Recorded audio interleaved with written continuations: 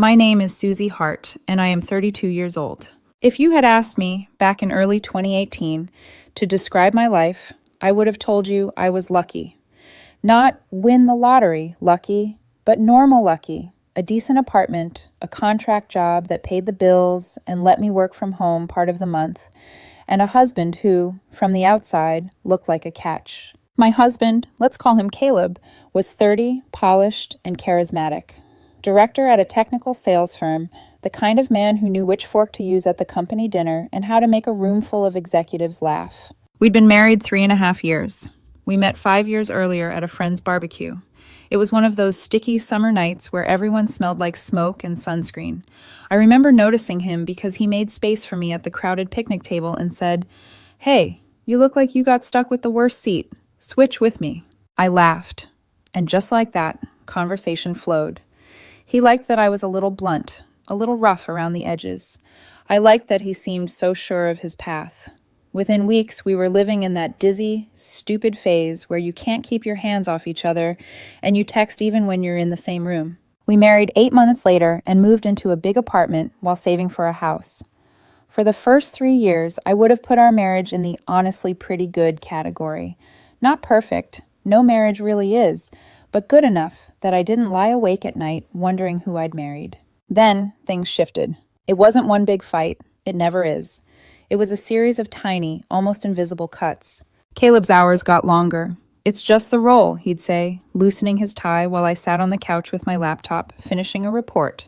"Director means I pay my dues now, so we have options later." Meanwhile, my contract job required travel every so often, 3 to 4 days away every 5 weeks or so, but I could do most of my work from home. I offered, more than once, to cut back on trips, to be around more. "Don't act like a martyr, Susie," he snapped once, shoving his briefcase into the corner. "You're gone for days at a time. My dinners with clients are literally my job." The part that hurt wasn't the logic, it was the contempt under it. The intimacy began to drain out quietly too, like a slow leak. The M word, "I'm just tired, Susie, it's been a long day," started to show up more than I did in our own bed. I told myself it was normal. People get tired, people get stressed. But every time he rolled away from me, my self-esteem took another small hit. I wish I could say I knew the exact moment everything broke. Instead, there was a pink bra. It was September 2017. Caleb texted that he'd be late, again, but then surprised me by coming home on time, saying he needed to swing by the store first. When he pulled into our parking spot, he called me from the car. "Hey, can you help grab the grocery bags from the back seat?" I went down, still barefoot, keys in my hand. I opened the back door, reached for a paper bag, and something caught my eye. A flash of pink under the front passenger seat. At first, I thought it was just some plastic wrapper or fabric scrap. Then I tugged it free. A lacy bra, not mine. I froze. My first stupid thought was, did I lose weight? Did something fall out of my drawer? I turned it over in my hands, my heart going cold. No. Different size, different brand, different everything. Caleb has always kept his car obsessively clean. No forgotten gym socks, no random laundry. For a bra that wasn't mine to be wedged under his front seat, there was no version of that made sense. My stomach dropped so hard I nearly dropped the grocery bag too. My hands started to shake. For a second I thought I might throw up right there in the parking lot. By the time I walked into the kitchen with the bags, my face must have given everything away because Caleb frowned. "Hey, you okay? You look like you saw a ghost." I heard myself say, "I'm fine," in a voice that didn't sound like mine. I tucked the bra back under the passenger seat, like I could hide the truth from reality itself. All evening, that flash of pink nearly burned a hole in my brain. Every excuse I tried to make for it died in my throat. Random laundry? No. Someone else's jacket or bag? Who undresses in their coworker's car? I didn't sleep much that week. I also didn't have proof beyond that bra and the late nights and the cold bed. No screenshots, no text messages, just an item of clothing that didn't belong to me, hidden in my husband's car like a dirty secret. So I did what a lot of people do. I told myself I was overreacting and simultaneously started watching him like a hawk. Around that time, Caleb's work engagements after hours ramped up. It went from once a week to 3 or more nights. He'd come home, kiss my cheek, and announce, "I've got to head back out for a client thing. It's the politics up there, Susie. You know how it is." I did not know how it was, actually, but I knew how my gut felt. A month before everything exploded, I decided I'd try the opposite approach. Be the best wife possible, surprise him, remind him what we had. So one Friday, I turned down a travel assignment and stayed home. I cooked his favorite dinner. I set the table with our good plates and real silverware instead of the usual mismatched forks out of the drawer. I lit candles. I even bought a decent bottle of wine and a bouquet of roses and put on the dress he used to call my date night dress. I wanted to meet him where he walked in and have him see the life we'd built. See me and remember. He breezed in on his phone, laughing at something, briefcase slung over his shoulder. When he finally hung up and turned, I gestured at the table like a nervous waitress. I made us dinner, I said, forcing a smile. Just us? No emails, no clients. For a half second, his expression softened, then it was gone. He gave me a little apologetic smile that never reached his eyes. Susie, this looks amazing, he said. But I already told the team I'd be out tonight. Some of the execs are flying in. It's kind of important. Maybe I can grab a quick bite and then... I thought maybe dinner together would be important too, I cut in. The silence between us went thick and heavy. He sighed, glanced toward the hallway. I really need a shower before I go, he said. We'll talk about this later, okay? He walked away, leaving me standing there between the candles and the roses and the plates set for two. Something in me snapped. I didn't scream. I didn't throw the plates. Instead, in this bizarre, icy calm, I picked up my work phone, the one my company used for tracking travel hours, and slipped it into the backseat pocket of his car while he was in the shower. If he wanted to spend his nights with the team, I was going to find out which team that really was. On my way back up, I stopped at the dumpster and dropped the entire dinner into the trash. The perfectly cooked food, the flowers, the little picture of us that I'd propped near the candles. It all went in. It felt like throwing a fake future away. When he came out of the shower, smelling like his expensive soap, dressed sharp and smiling like nothing was wrong, he glanced at the now empty table. You changed your mind? He asked. Go out with your friends, I said. I'm not hungry anymore. He studied me, frowning. Are you mad? I'm disappointed, I heard myself say, in the fact that you never seem to want to be here. He rolled his eyes. God, Susie, don't start. You're acting like a child. You know how hard I'm working for us. Right, I murmured. For us. He smirked, grabbed his keys, and left in a little gust of cologne and cool air. The second the door clicked shut behind him, I pulled out my personal phone and opened the tracking app linked to my work phone. A tiny icon popped up on the map, moving. At first, it went where he said he'd be, a bar he often mentioned, about 20 minutes away, the usual work hangout. I stared at the dot pulsing on the screen, my heart hammering. I could have stopped there. I could have closed the app and poured myself a drink and pretended I trusted him. Instead, I grabbed my own keys. By the time I parked across the street from the bar, my palms were so sweaty I could barely hold the steering wheel. I spotted his car in the lot immediately. I know that ridiculous custom license plate anywhere. I waited. I felt like a stalker, sitting there in the dark, watching the door. My rational brain whispered, "You are being insane." My gut whispered, "No, you're finally waking up." An hour crawled by. Then the door opened, and there he was, Caleb, laughing, stepping into the cool night air with a woman at his side. She was in a fitted dress and heels, the kind of woman that looks like she came pre-approved from a catalog. He put his hand on her lower back. She leaned in. They paused by a car that wasn't his. And then he kissed her. Not a friendly peck, not an oops, we tripped moment. A deliberate, familiar kiss, like they'd done it 100 times. My stomach twisted into knots so tight, I could barely breathe. My body went numb from the inside out. I watched them get into her car, his head thrown back in laughter at something she said. I followed at a distance, headlights off until I had to turn them on. 10 minutes later, they pulled into a hotel parking lot. Of course, a hotel. I pulled over on the street, a little further down, my hands shaking so hard I could hear my keys rattling. They got out of the car. He held her hand. They walked into the hotel together, side by side, like a couple. I watched the automatic doors slide shut behind them. Something inside me broke with a quiet, final crack. I don't remember how long I sat there gripping the steering wheel, trying not to scream. At some point, my vision blurred from tears. At some point, I started hitting the wheel with the heel of my hand, over and over, just to feel something. I'd always thought I'd be the woman who confronted a cheating husband in the lobby, who blew everything up spectacularly. Instead, I put the car in drive. I started to drive out of the city. past the streetlights, past the clusters of houses and strip malls, until the lights thinned and the road rose and the darkness around me turned into hills. The farther I drove, the smaller the life I had with Caleb felt behind me. The ring on my finger suddenly felt like a shackle, cold and wrong. The thought that finally cut through the fog was simple, terrifying, and clear. I cannot go back home like nothing happened. The highway curved, the night stretching out in front of me, empty and full of unknowns. That was the night I headed toward the hills, and toward a version of myself I hadn't met yet. The road curved upward into the dark, the hills swallowing me whole. For the first time since the moment I saw Caleb kiss that woman, I exhaled, one long, shaky breath that felt like it carried years of denial with it. I didn't have a plan. I didn't pack a bag. I didn't even grab a jacket. All I knew was that if I turned around and drove home, I would collapse into the version of myself who kept pretending everything was fine. And that woman couldn't survive another night like this. I kept driving until the city glow disappeared behind me.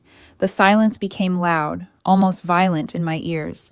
My hands were still trembling on the wheel when the soft neon glow of a small bar appeared. At the side of the road, its old-fashioned sign buzzing faintly. The Rusty Pine. The kind of place where no one asked too many questions. I pulled in because I didn't know what else to do. Inside, the air smelled like spilled beer and pine cleaner. A woman behind the counter, mid-40s, sharp eyes softened by life experience, glanced up the moment I slid onto a stool. Her brows dipped. "Sweetheart, you look like someone stole your whole damn world." I almost laughed, or cried, hard to tell which. Instead, I managed a faint, humorless smile. Something like that. She didn't pry. Just poured me a whiskey and left the bottle nearby, as if she already knew I'd need it. A man took the seat next to me. Broad shoulders, weathered hands, boots that had seen real dirt. A little older than me, maybe 40. His voice carried the steady tone of someone who lived far away from corporate nonsense. "You okay?" he asked gently. Normally, I would have shut down, brushed him off. But that night, the truth slipped out like a confession. "My husband is having an affair." He gave a soft whistle. "Damn, I'm real sorry." I shrugged, staring at the amber liquid swirling in my glass. I watched him walk into a hotel with her. The bartender paused mid-wipe, shoulders dropping in sympathy. The man beside me didn't give me pity. He gave me something else entirely, a grim nod of someone who had been there. "Name's Ray," he said, offering a hand I didn't take. "I've lived through that storm. It'll tear you apart if you stay in the middle of it." I didn't respond. He continued. "Listen, you're in fight or flight right now. And most people don't realize you're allowed to pick flight." I let out a shaky laugh. "So what? I should just disappear?" Ray leaned back, considering. "I've got this old travel trailer on my property. Nothing fancy, needs a little tightening and rewiring, maybe a new water hookup, but it's private, quiet, out by the foothills. If you need somewhere to get your head straight, I wouldn't mind letting it go cheap." I blinked at him, stunned. "You're offering your trailer to a stranger?" He shrugged. "People helped me when my world burned down. This is me paying it forward." The bartender snorted. "If I'd had the sense to run away and live in a trailer years ago, I'd be retired on a beach by now." Ray chuckled. "See, even fate's giving you hints." I took a long drink, the burn grounding me. "What if I don't know how to leave?" Ray tapped the bar with 2 fingers. "Stay in that house, and the walls will start to rot around you. Leave, and at least you'll have space to breathe. You don't owe a man who betrayed you the courtesy of falling apart in front of him." His words struck something raw and hidden inside me. He wasn't wrong. He didn't give me a speech about saving my marriage. He didn't ask what I did to drive my husband away. He didn't tell me to talk things out or be understanding. He just said the truth plainly. I didn't have to stay. We talked for an hour, maybe 2. I don't remember everything I said, just that the more I spoke, the lighter my chest felt, like someone was slowly unwinding rope from around my ribs. When I finally stood to leave, Ray placed a business card on the counter. "My address is on the back," he said. "If you want to look at the trailer, come by in a few days. I'll tow it to my land for you, get you set up." I stared at the card for a long moment. A trailer, a patch of land, a life with no Caleb, a place where nobody knew me or expected me to smile when I was dying inside. I thanked him quietly and walked to my car, the night air cool against my face. The next morning, the world inside our apartment felt wrong, claustrophobic. Each piece of furniture, each picture frame, each pillow felt like it belonged to a life I no longer lived in. Caleb came into the living room, hair still damp from a shower, acting as if nothing had happened. "Where were you last night?" he asked casually. I looked up slowly. And for the first time, I wasn't the one shrinking under the weight of his confidence. "Where were you, Caleb?" The question came out like a blade. He stiffened. "I told you I had drinks with coworkers." I stared at him. "Are you having an affair?" He froze. His eyes flickered. Shock, then calculation, then smooth composure. "No," he said evenly. "Why would you even ask that?" I didn't blink. "Someone told me." He crossed his arms. "Who?" "I'm not saying," he scoffed. "Susie, you're drunk, emotional, and paranoid. There's nothing going on." He said it so confidently, so dismissively, that a tiny part of me almost doubted my own memory. Almost. I didn't push the fight. I didn't scream. I didn't throw the bra on the table and demand answers. I didn't mention the bar, the kiss, or the hotel. Instead, something in me went still. Caleb walked away, likely thinking he'd won. But I already knew. I spent the next few days doing something quietly, methodically, almost mechanically. I began moving pieces of my life out of the apartment, one item at a time, when he wasn't home, when he thought I was working, when he thought I was loyal. And each item I moved to the trunk of my car felt like reclaiming a piece of myself. A few days later, I drove to Ray's place. The trailer was old, yes, but clean, functional, solid. And the land he offered? Beautiful. Trees swaying, dried grass glowing under the sun, a breeze that smelled like freedom. It felt like the first breath I'd taken in months. Ray watched me walk the property with my hands shoved into my pockets, my hair blowing in the wind. "So?" he asked. "You think you could stay here a while?" I turned slowly, taking in the silence, the sky, the space. "I think," I whispered, "this might be exactly what I need." And just like that, a plan began forming, quiet and sharp and final. I wasn't going to beg my husband for truth. I wasn't going to confront him in some dramatic showdown.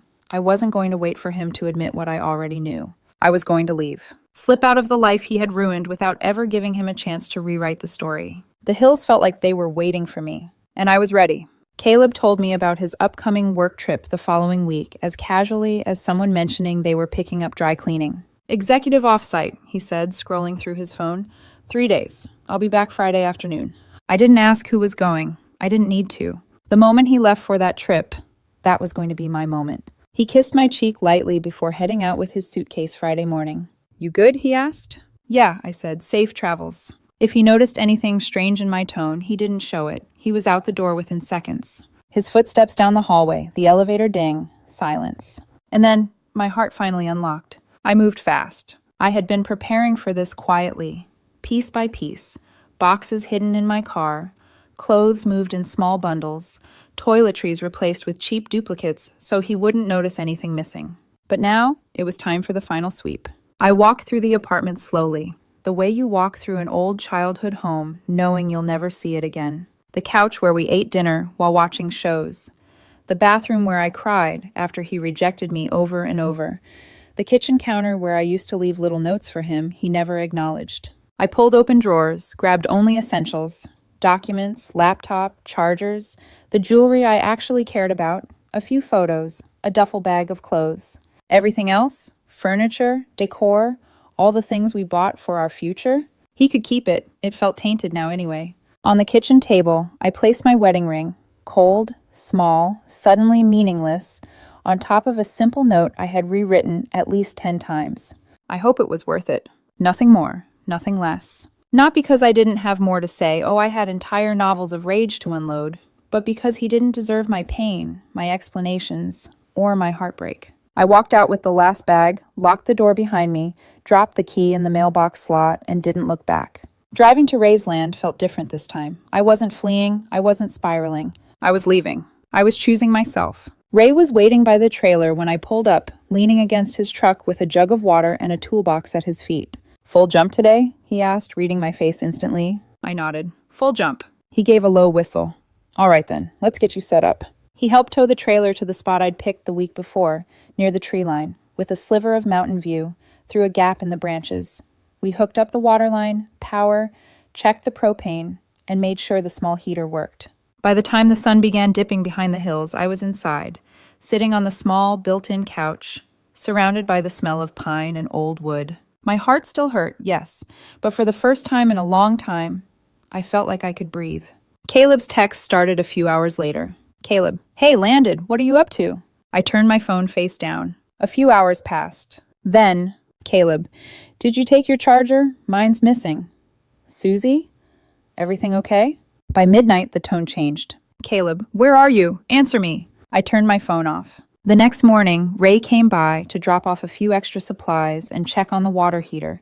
We stood outside the trailer, the cool morning air brushing against my skin. You doing all right? He asked. I nodded. I think so. I just don't want him to know where I am. You don't owe him anything, Ray said simply. Those words kept me steady the rest of the day. By the second day of his trip, Caleb's messages escalated. Susie, seriously, where are you? Did something happen? I'm worried. Susie, what the hell is going on? Then, why is your ring on the table? Call me. We need to talk. Then anger. This is childish. You're blowing things out of proportion. Then desperation. Please, we can fix this. I need you to talk to me. I didn't respond. Not because I wanted to punish him. Not because I wanted revenge. But because I knew if I heard his voice, even once, I might fold. Old habits, old hopes, old love. And he had already proven he would use them against me. When he returned from his trip and found the apartment empty, my phone exploded with calls. I turned it on once, just long enough to see the notifications, then shut it back off. That night, I stood outside under the stars, wrapped in a blanket, listening to the wind whisper through the trees. I was alone, heartbroken, unmoored. But something in me felt grounded too. I wasn't under his roof. I wasn't waiting for his car lights in the driveway. I wasn't making excuses for coldness or late hours. I was finally, quietly, painfully free. The next morning, I turned my phone on long enough to check for any messages from work. Caleb had sent more than 20. Some angry, some pleading, some frantic.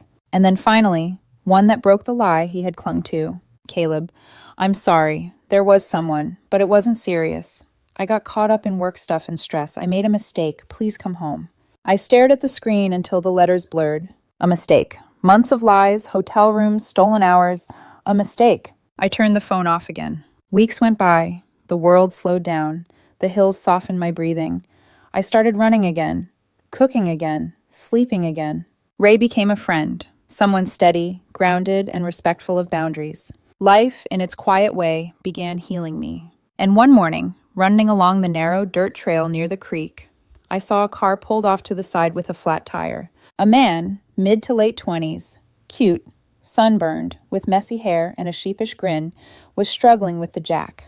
You need help? I called. He laughed. I need a miracle, but I'll take help. That was how I met Evan. Sweet, a little goofy, outdoorsy. The kind of guy who noticed chipmunks and clouds and the way sunlight filtered through trees. We talked while I helped him replace the tire, and before he left, he smiled at me and said, You look like someone who belongs up here, a real mountain girl. I felt something warm uncurl in my chest. Not love, not yet, but possibility. A quiet promise that my story wasn't going to end in betrayal. Not if I didn't let it. Time passed. Months, not days. Enough for the raw pain to fade into something duller, something livable. Enough for the silence of the hills to become familiar instead of frightening. Enough for me to stop looking over my shoulder every time a car approached on the dirt road. By the time summer rolled back around, my life had settled into a kind of gentle routine. Wake up early, run the ridge trail, work remotely from the tiny fold-out table in the trailer, have lunch under the trees, walk in the evenings, talk to Evan sometimes, light, easy, nothing complicated, no lies, no double-checking a man's work schedule, no pretending I didn't know what a pink bra under a car seat meant. Caleb had stopped texting after I changed my number. His mother stopped calling too. Silence finally held. At least I thought it did. It was a Saturday morning when I drove into town for groceries. I parked outside my usual coffee shop, the place with the mismatched chairs, soft jazz, and good Wi-Fi. Nothing felt unusual. I ordered a latte, opened my laptop, started sorting through emails. The quiet chatter around me blended with the clinking of cups. Outside, sunlight spilled across the sidewalk. Normal, peaceful, mine. I worked for about an hour, then closed my laptop, grabbed my drink, and stepped outside. The moment I took a few steps toward my truck, I heard it. A voice that froze my blood. Susie? I didn't move, didn't breathe. The world narrowed into a single sharp point. Slowly, mechanically, I turned my head. Caleb was standing across the street, holding a to-go cup, eyes wide and disbelieving, as if I were the one intruding on his land. Susie, he called again, louder this time, starting toward me. My feet rooted to the ground. Every cell in my body screamed, run, but shock kept me anchored. He crossed the street quickly, too quickly, and before I could react, he was right in front of me. Up close, he looked different, thinner, a little unshaven, eyes tired. But the same expensive cologne clung to him, blending horribly with every bad memory I had tried to outrun. "Oh my God," he breathed, staring at me like I was a ghost. "I've been looking for you." I held my palms up automatically, creating space between us. "Don't," I warned softly. "Don't touch me." He froze, hurt flashing across his face. "Susie, I just want to talk. Please, just give me that." My pulse hammered. "Here isn't the place." He nodded eagerly. Okay, let's sit.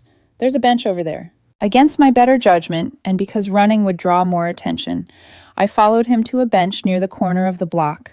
I sat at the very edge, putting as much space between us as possible. He studied me for a long moment.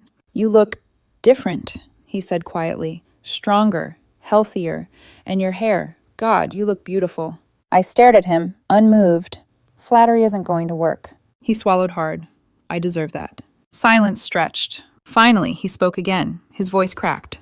"I'm sorry, Susie, for everything, for the affair, for lying, for gaslighting you, for making you feel crazy. I'm so sorry." Some part of me, the part who stayed up nights waiting for him, who fought for scraps of affection, wanted those apologies years ago, wanted them desperately. But now? Now they felt like drops of water hitting a stone. "Why are you here?" I asked. He ran a hand through his hair. I heard you'd moved somewhere out here. A friend told me." My jaw tightened. "Who?" He hesitated. "Stacy. We ran into each other months ago. She mentioned she'd seen you." Of course. Stacy had seen me once in town and promised she wouldn't say anything. I let out a dry laugh. "So you've been coming here hoping to bump into me?" "I just wanted to talk," he said, voice cracking again. "I just needed to see you. I needed to explain." "Explain what?" I asked. "Why you kissed her. Why you walked into that hotel with her. Why you lied to my face afterward. Why you said nothing was going on while spending nights with her." He flinched with each accusation like I was throwing stones. "Susie, please. I was stupid. I was stressed. I was getting pushed around at work. I fell into something that I shouldn't have, and I didn't know how to get out." I cut him off sharply. "You chose to cheat. You chose to lie. You chose to watch me break and still said nothing."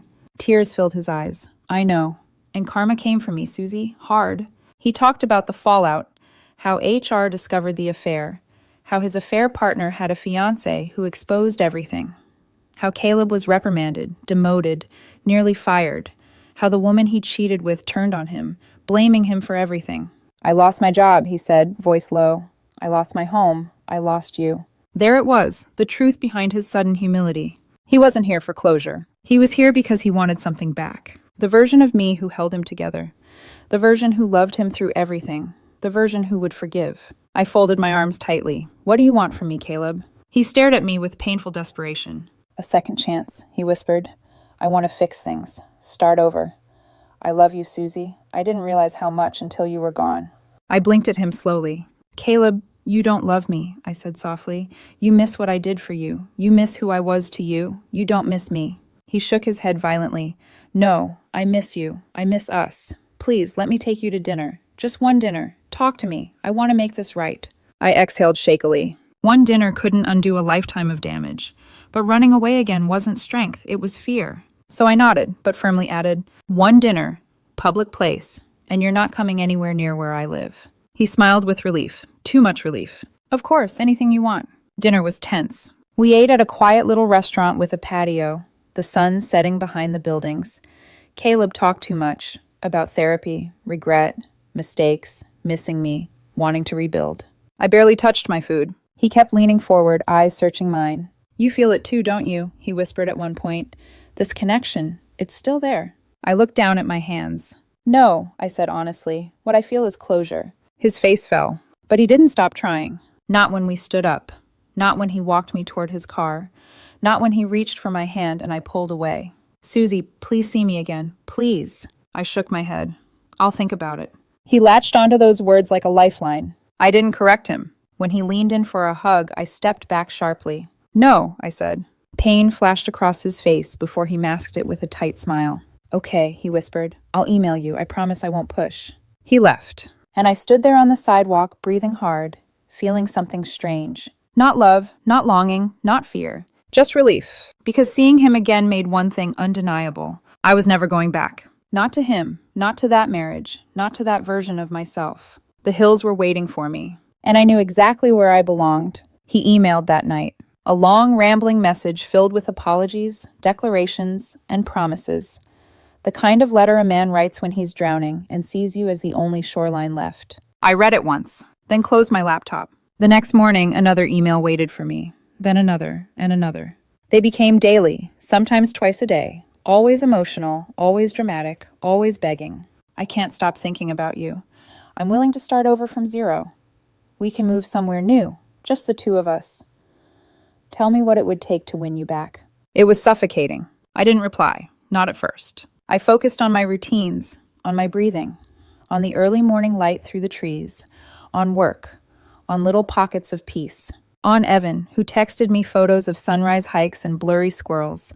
No pressure, no questions, no expectations. Just gentleness. But Caleb didn't slow down. Every message grew heavier, like he was trying to build a bridge between us out of pure guilt. I ignored them for days, until one showed up with the subject line, "Please read this one." Against my better judgment, I did. Inside was a single paragraph. "Susie, I accepted a job several states away. I want a new start. I want you to come with me. We can build a life far away from all of this. Please, don't let this be the end. I'll wait as long as you need. Just tell me you'll consider it. Caleb." I stared at the screen. A long, slow exhale left my chest. He didn't want healing. He wanted escape. He didn't want accountability. He wanted relocation. He didn't want me.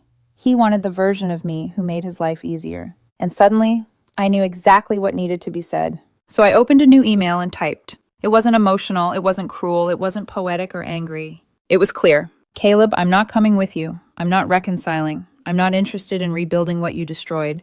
Please stop contacting me. Take care of yourself. Susie." I hovered over the send button for a moment, not out of hesitation, but because this felt like putting a final lock on a door I had already closed. Then I clicked send. 5 minutes later, his reply arrived. Angry, confused, accusatory. "So that's it? After everything? You won't even talk about it? You're being impossible. You're just running away." I didn't answer. Another email came, then another, each one more frantic than the last. "At least meet me before I move. We owe each other that. Please, Susie, I love you." I closed my email tab and didn't reopen it for days. When I finally checked again, the tone had changed. His final message was short. "If you won't even consider it, then I guess this is goodbye." And underneath it, a postscript. "I always thought you'd forgive me someday." I stared at that line for a long time. Forgiveness had never been the issue. Trust was. And trust didn't regrow just because someone regretted pulling the knife out. A week later, Ray came by with some extra firewood he'd chopped earlier that morning. "You look lighter," he observed as we stacked the logs near the trailer. "I feel lighter." "Good," he said. "Closure's a heavy thing, hard to carry, even harder to drop." He hesitated, glancing at me with a gentle half-smile. "You drop it yet?" I nodded slowly. "Yeah, I think I have." Ray clapped my shoulder once. "Then you're doing just fine." That weekend, Evan texted me. "Evan, I finally tried that hiking spot you mentioned. Almost died. Send help." I laughed for the first time in days. Then I drove out to meet him. He was fine. Dramatic, sunburned, dehydrated, but fine. We walked along the creek together, talking about nothing important. Trees, sunscreen, our worst childhood haircuts. There was no pressure in his presence. No emotional debt. No looming shadow of betrayal. Just possibility. And as the sun drifted lower and the sky turned soft gold, Evan nudged my shoulder lightly. "Hey, you okay? You seem peaceful today." I smiled. Small, real. I finally let go of something I should have dropped a long time ago. He nodded like he understood more than I'd said. And maybe he did. That night, back in my trailer, I deleted the entire email thread with Caleb. Then I blocked his address. Then I sat outside under the stars, wrapped in a blanket, listening to the wind whisper through the trees. No guilt, no ache, no second guessing. Just quiet. Just peace. Just me. For the first time in a very long time,